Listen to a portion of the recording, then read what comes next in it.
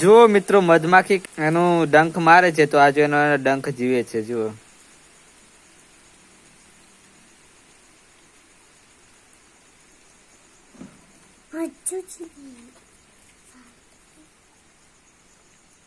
અને ચટાકા ભરે છે હજુ એ.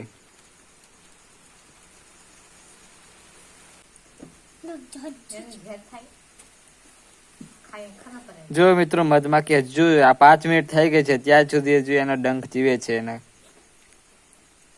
ચટાકા ભરે છે. જો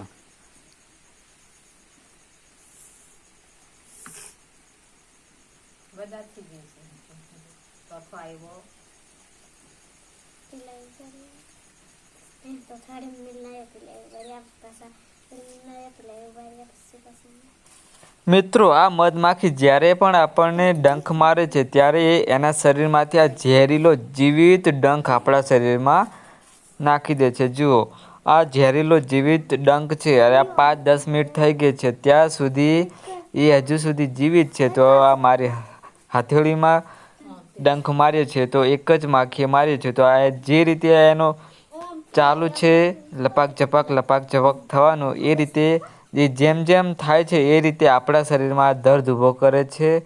તો મિત્રો, આપણે આપણી સેફટી વગર મધમાખીની હળી કોઈ પણ સંજોગોમાં કરવી ના જોઈએ. જો આ એક જ મધમાખી ડંખ માર્યો છે અને આ જીવિત છે. જો વધારે મારે તો આપણી હાલત શું થાય, તો આપણે ધ્યાન રાખવું.